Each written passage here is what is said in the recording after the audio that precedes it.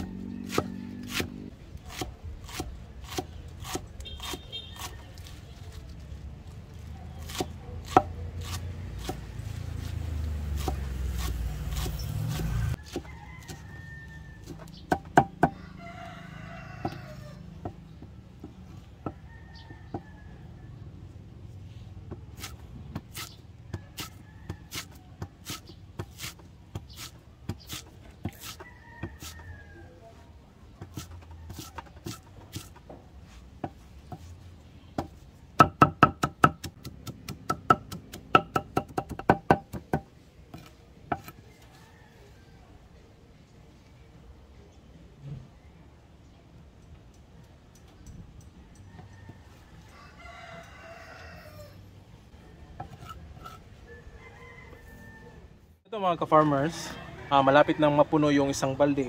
So napakarami na yung na-chop natin ng pechay. So ito, hindi pa nangangalahating sako yung kinuha nating pechay. Pero ang gagawin natin dito mga ka-farmers, pipiliin natin yung matigas pa. Ititira natin para bukas. At saka yung medyo wala na, bulok na, ay yung medyo basa na, yun ang ipapakain natin sa mga manok natin. So ilalagay natin ito sa free range at yung sobra dito at ito naman, ito yung hahaluan natin ng feeds, yung cattle concentrate, sapal ng niyog at crack corn para yun ang ipakain natin sa kanila. So sa sobrang dami nito, hindi natin lahat magagamit ngayong araw na ito. So ito, isang malapit na mag-isang balde ay kasyang-kasya ito sa mga manok na natin. So yung iba kasi na mga manok natin ay yung mga manok panabong ay hindi natin papakainin ito, kundi yun lang mga heritage breed na mga manok natin ang papakainin ito. So, kahit yung mga nangingitlog, ibibigay natin sa kanila ito para maubos yung kinuha natin na mga dahon ng pechay. Alright? Ito pala mga ka-farmers, noon ay ginagawa ko na ito. So pumupunta ako sa palengke, humihingi ng mga dahon ng repolyo at saka itong dahon ng pechay. At ito yung chinachop ko, pinapakain sa mga layers ko na hinahaluan ng layer feeds noon. Malakas naman mga itlog yung mga manok natin dahil meron namang feeds na inilagay. Nahinto lang ako sa paghingi doon mga ka-farmers dahil marami na ring kumukuha ng mga dahon ng pechay dahil noon pinapakain nila sa kanilang mga kambing din. So minsan nauunahan ako, kaya natigil ko yung pagpapakain ng mga dahon ng pechay at repolyo sa mga alaga kong mga manok. So minsan nga makakuha ko doon ng mga yung kalabasa na overripe at saka yun yung pinapakain ko sa mga manok ko. Pero ngayon ay nakakita na tayo ng pwedeng mapagkunan ulit ng free na pagkain sa mga manok natin. Sabi nung nandun, yung may-ari nito, na every Wednesday at saka Saturday nandyan sila.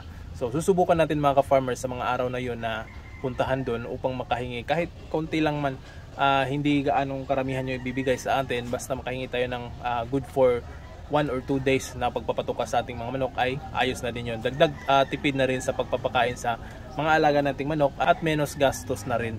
Alright? So yan mga ka-farmers, kapag nahugasan ito ay magiging presko ulit ito. So mamaya huhugasan natin at titingnan natin. So kahit ito mga ka-farmers, ready na itong ipakain sa kanila. Pero kailangan na, para sa akin, kailangan nating hugasan dahil nasa lupa yung iba. So para matanggal yung mga buhangin na nakadikit dito. So hugasan natin ng 2 beses at saka yun ang imimix natin sa patoka.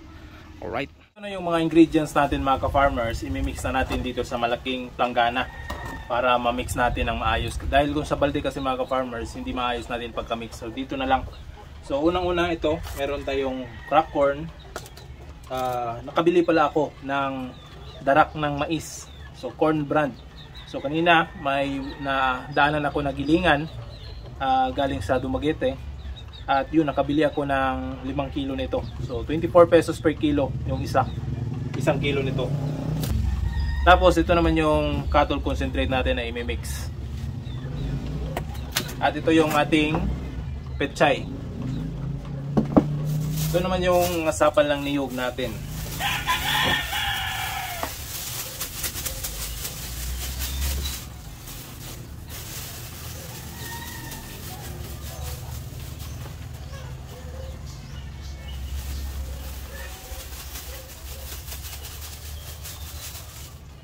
Tapos lalagyan natin itong, so hindi na tayo naglalagay ng madre de agua dahil meron tayo ng mga dahon ng pechay.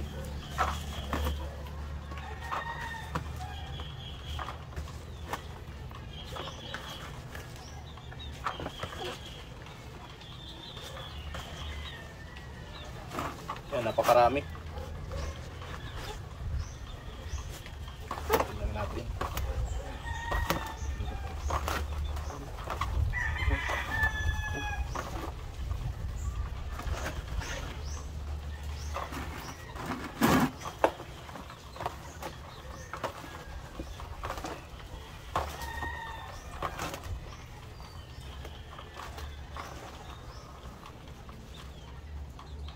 Tapos ilalagay na natin itong cattle concentrate.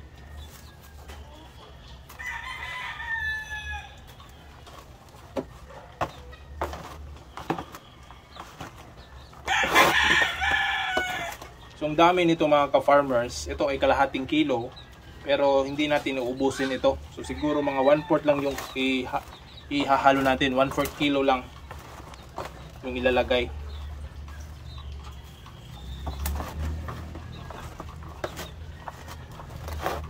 Napakabango.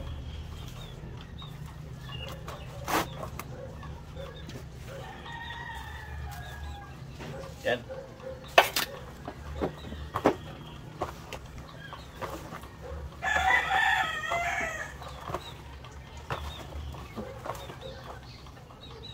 Tapos ito, lalagay natin yung darak. Itong darak ay 1 kilo to. Pwede nating iubusin. Halo dito.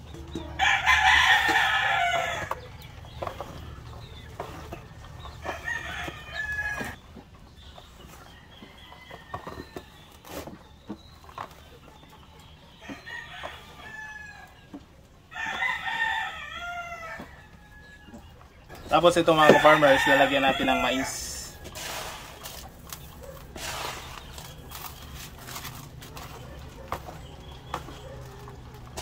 So itong mais natin ay kalahating kilo. Pwede nating ubusin ito sa paglagay dito para mas ganado yung mga manok natin kumain.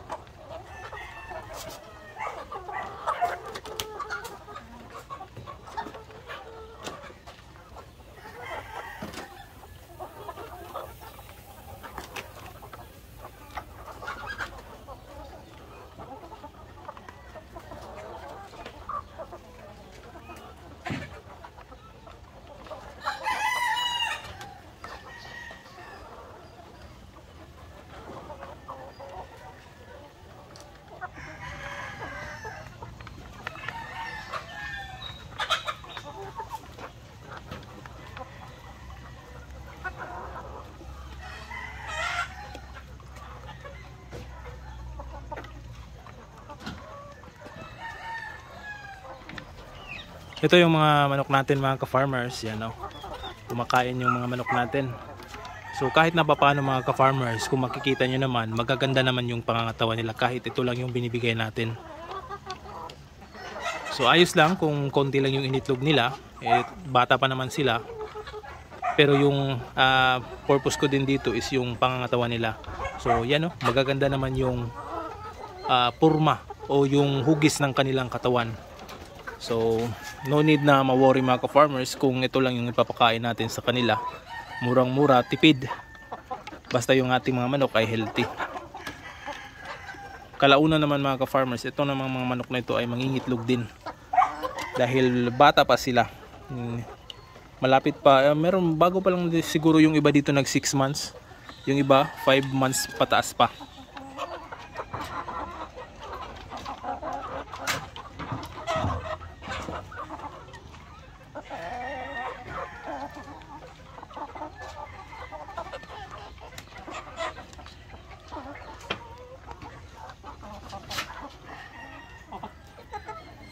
So same dito mga ka-farmers, doon sa kabila na ito pa rin yung pinapakain natin sa kanila. Meron tayong 12 piraso dito ng mga babae. So yan yung hugis ng kanilang katawan. Magaganda. Ayan o. Meron napapakasta nito. So once na maglagay tayo ng rooster dito ay yung iba din ay poporma o hugis din yung kanilang katawan ng maganda.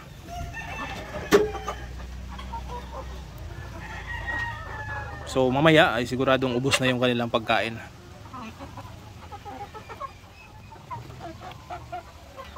Ito naman yung mga nakababatang kapatid nung nasa kabila mga ka-farmers. Ito ay nasa 5 months old pa lang. So medyo late sila dahil ito yung last batch ng napapisa natin ng mga manok. Dahil medyo may karamihan yung nagawa nating mixture. Ito yung pangalawang balde.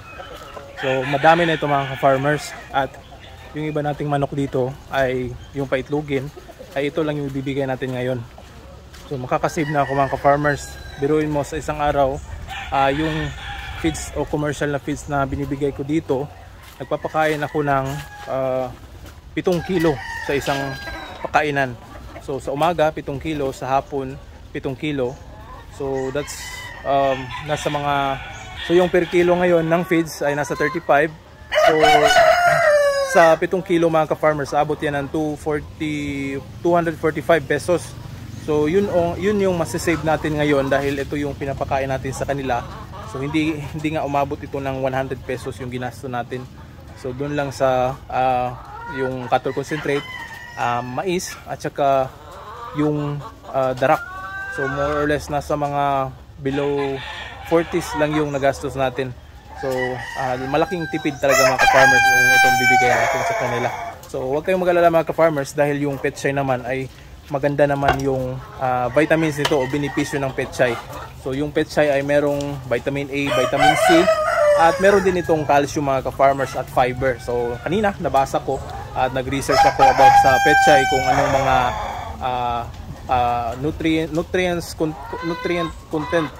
nutrition content nitong Petchay. So yun, nabasa ko, napakaganda yung mga nutrition na nandun sa Petchay. Kaya maganda sa tao mga ka-farmers at syempre maganda naman sa epekto sa ating mga alagang manok. So ito, ipapakain muna natin sa kanila. Alright. So yan, siguradong busog yung mga manok na ito. So ito, merong isang itlog kanina, nakakuha tayo ng 2 dito.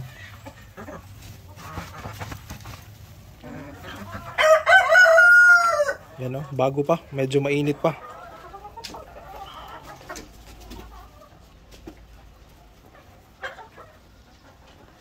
So ito yung Black Australian mga ka-farmers, yun yung kanilang itlog.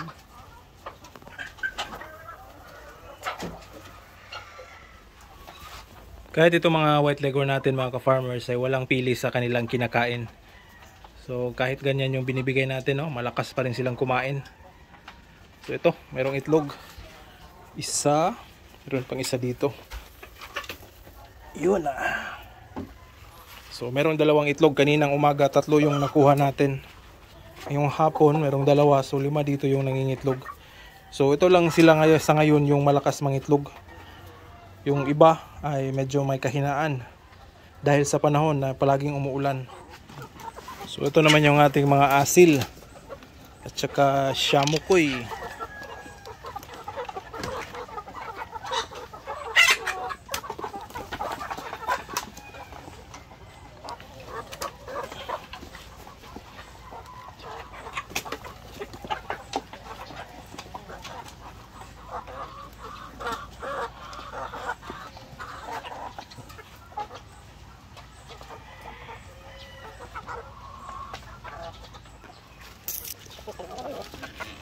Halo.